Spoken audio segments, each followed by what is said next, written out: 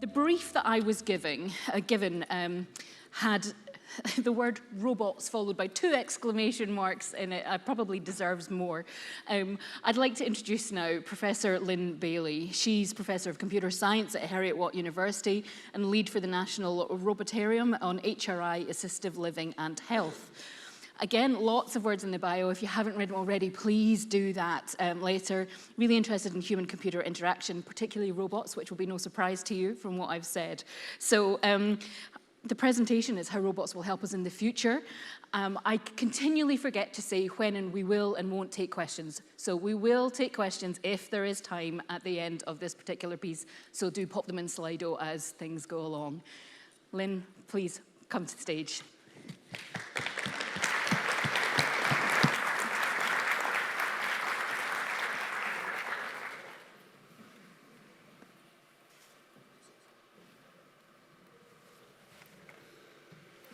I'm not in charge of the slides.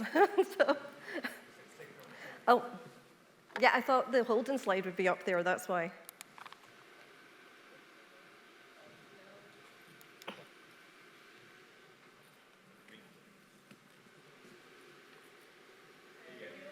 That's not the first slide. That's the first slide. Hey. It all went so smoothly in the rehearsals, you knew it was all going to go wrong. Okay, so basically what I'm going to do today is just talk to you about the new National Robotarium. I'm going to speak a little bit about the building itself, what we're doing in there. Then I'm going to say how we work, how we want to collaborate with people, how we approach projects. And then I'm going to show you very, very quickly some projects with some robots. And normally, we do what all academics love to do. We publish our research findings. So if you're quick, you can take a photograph and it will, you can follow that to the papers because it has the information there. So just to give you a whiz through of what I'm going to be talking about. And I've only got 20 minutes, so it won't be long. You'll see lots of robots. Oops, touching me. Okay, so this is National Robotarium. My slides aren't moving, but yours are. Okay, sorry. Okay, so it's a new research building, facility for researchers and industry to interact in our living labs to test products and systems for industry. So part of the Robotarium is for industrial robots, which you'll see here. This is a Spot robot. There we go.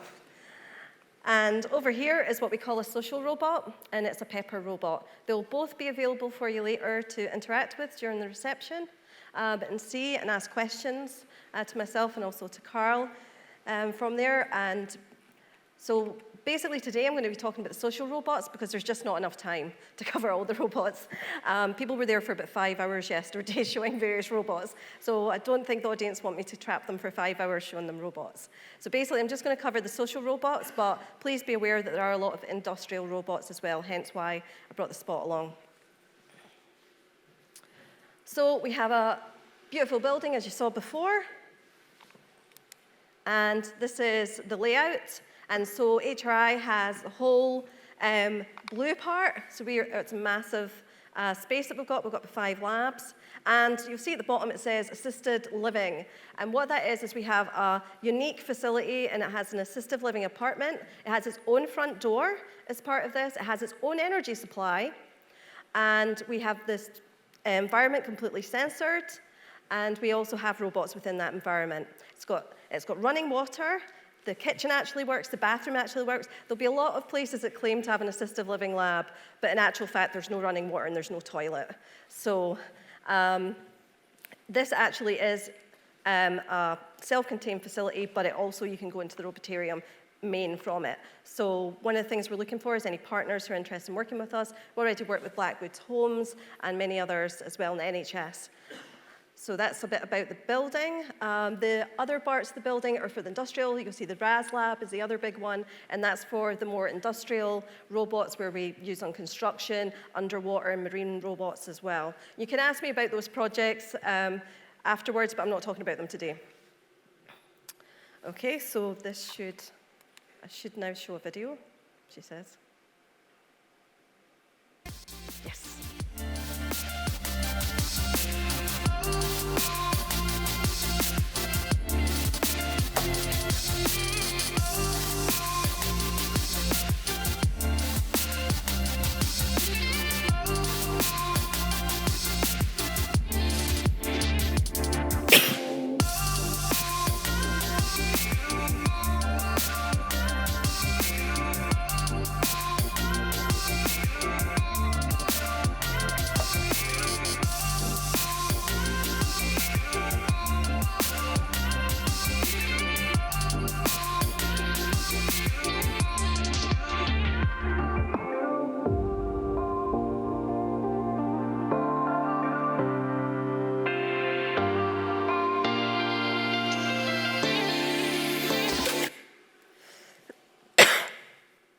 that's just some of our robots in our National Robotarium video there, which I'm contractually obliged to show. No.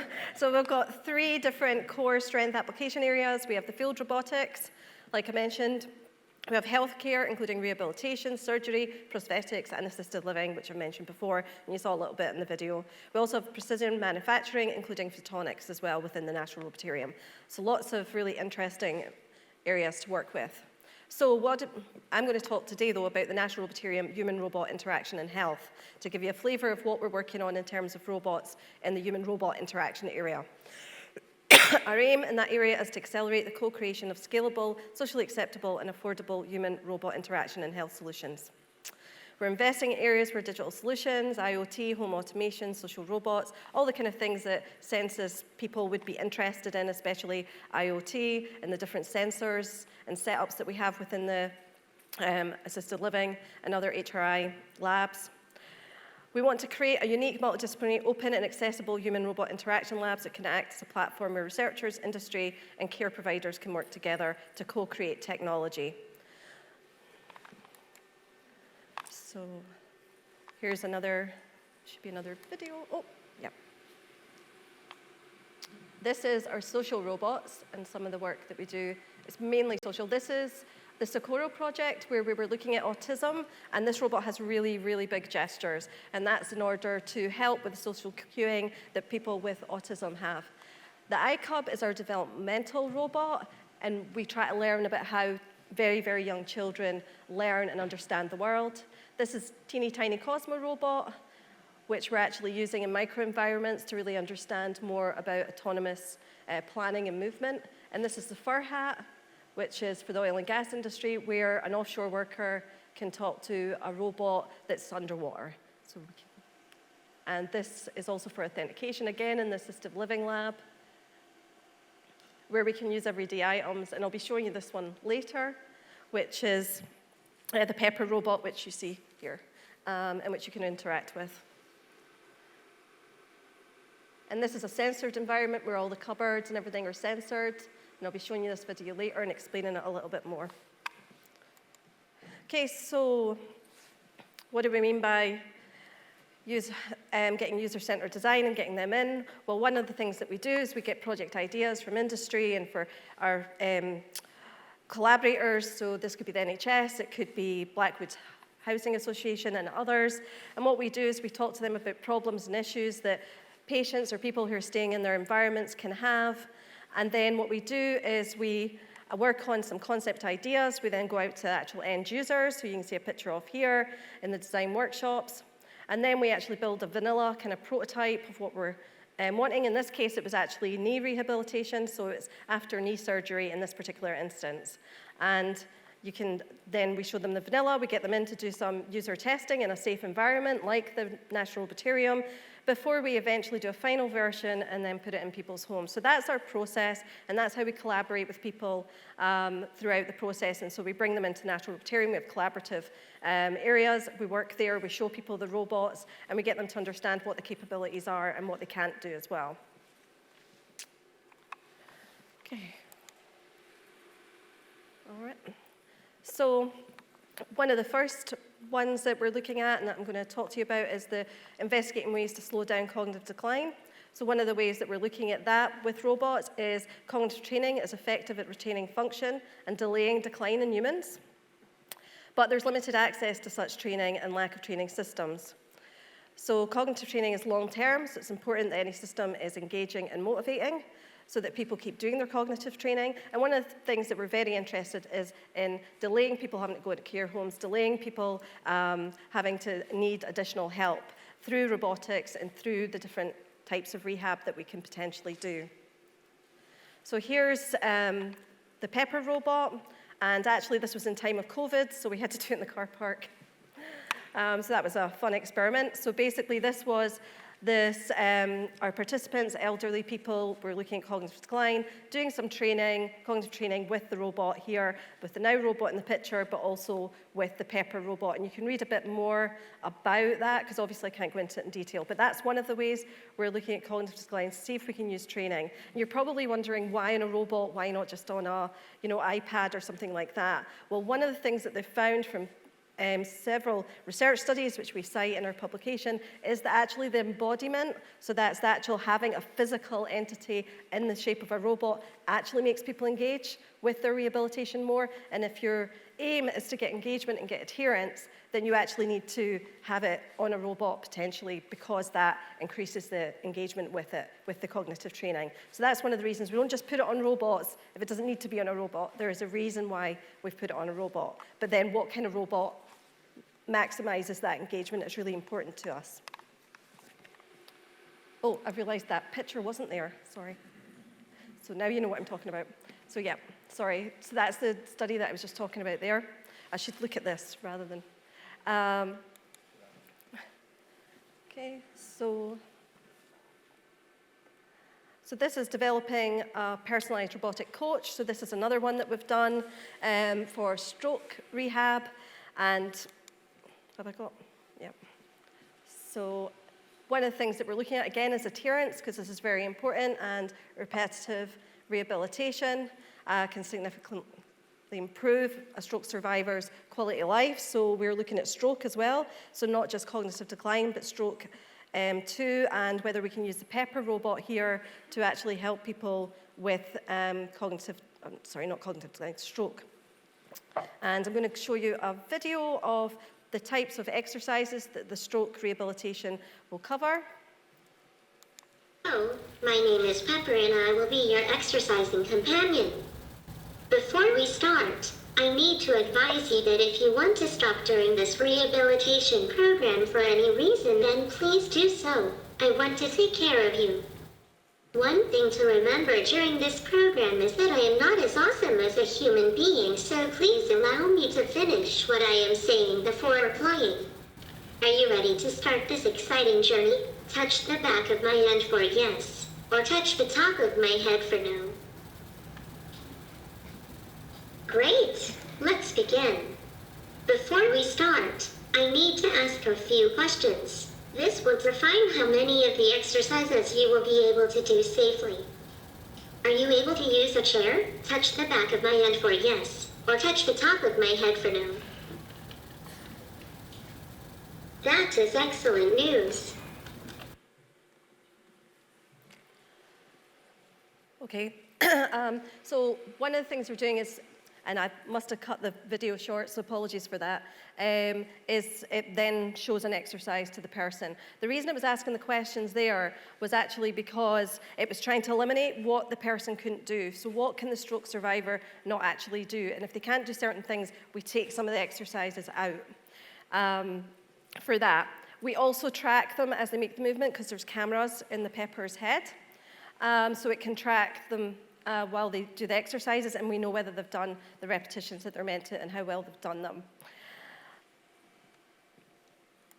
Also, we are recruiting for a trial. So if you want to take part or know anybody who wants to take part who's had a stroke in long-term rehabilitation with the Pepper robot, then we are recruiting. Always give a shout out, and we'd be happy for anybody to volunteer to take part in that study. And we've had some publications already.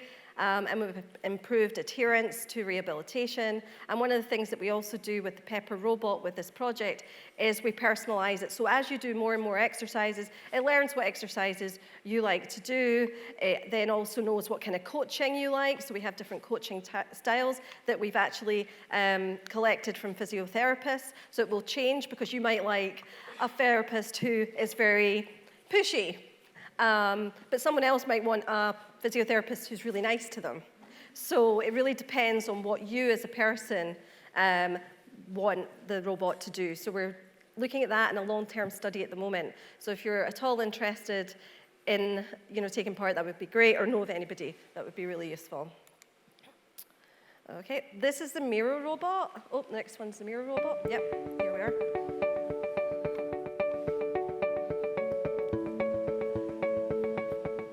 So one of the big issues within the home environment is falls. But there's a lot of false calls that happen. So basically, a lot of the time, the person actually can get up.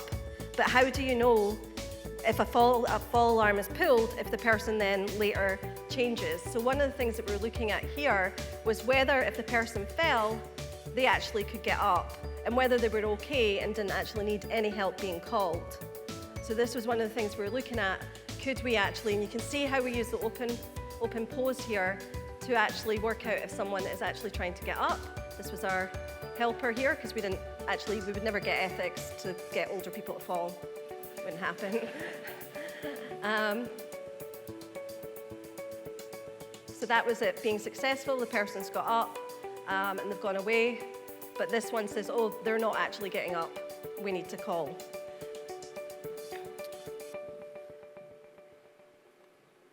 Okay. So this one, next one that I'm going to show you, is another study that we're doing. And what it is we're trying to enable people to be able to stay in their homes for longer. And one of the things that people start to not be able to do is activities of daily living, as they call them. And parts of that is they just forget parts of tasks, or they forget midway what task they're trying to do. So in this particular scenario, the pepper has instructions there on the screen, and also is talking. You'll see a video in a little bit of a sensory environment telling the person, so the person's filled a kettle, so the pepper's waiting for them to do the next thing, but they've not done the next thing, which is getting a cup. So the pepper's thinking, okay, they've put on a kettle at this time of day. Normally, if they put on a kettle at this time of day, they want a cup of tea. So I'm going to tell them the next thing. But what we don't want to do is, once they've got the cup, then also tell them about the tea bags, unless they don't move to get the tea bags, because it could be that all they need is the cup, and that triggers enough that they then know how to do the rest of the task. But if they don't, we wait a certain length of time, and if they don't, we'll then say about the tea bags. But this whole thing is we're trying to enable people to stay in place. We're not trying to do things for them all the time. What we're doing is trying to do just enough. So that's a really difficult thing for us to try and find out. What is just enough? So we're doing a lot of studies at the moment to find out exactly where, at what point, how long should we wait, for example? Is it 3 seconds? Is it 5 seconds? Is it 10 seconds? Before we then offer the help.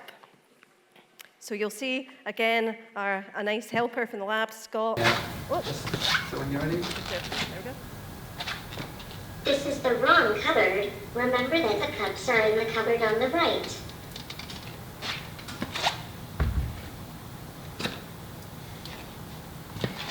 I mean, this is the exact same thing should happen if I do it from here. This is the wrong cupboard. Remember that the cups are in the cupboard on the right.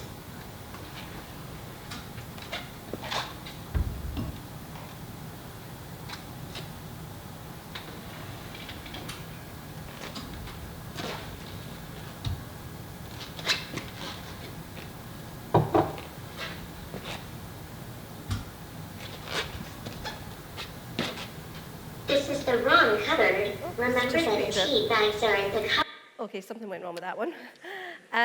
So basically, it's telling them about the cupboard. I should say, given it's a census audience, all the cupboards have got sensors in them, so we know when they open or close the cupboards. We also have other sensors in the environment to capture movement and so on. So very much trying to capture activities of daily living and what people are doing and when not to help and assist.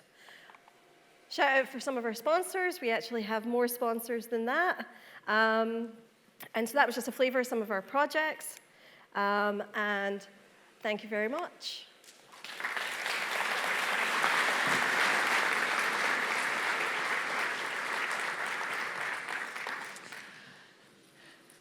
Thank you ever so much. I'm going to take the chair's privilege of asking one of our questions before we move on. The question is from Anonymous. When will we all have social robots in our homes? 20 years? Longer? Social robots is an interesting one. We do actually already have, a lot of people already have a Roomba. Anybody got a Roomba? The one for cleaning your carpets and so on and your floors. So I think increasingly there will be more. I think they'll be in care environments first, especially things like the assistive one. And in fact, we work with Respite Centre. But one of the things that's really interesting about the Robotarium, that I should say about the Assistive Living Lab, is the kitchen that we've put into the Assistive Living Lab is a replica of the one that is in Blackwood Homes houses. And it's also a replica of one that's in a respite centre, Lockey House. So what we really are going to be able to do is test it all in our lab kitchen, but then be able to take it out to a kitchen at a respite centre, and then also potentially into Blackwood's Housing Association homes. And we're going to be doing that hopefully within the next 3 years. Fantastic. Such great stories. Yeah, we can see how necessary it is in many, many different ways. Professor Baillie, thank you very much for sharing that with us. And apologies for the tech issues.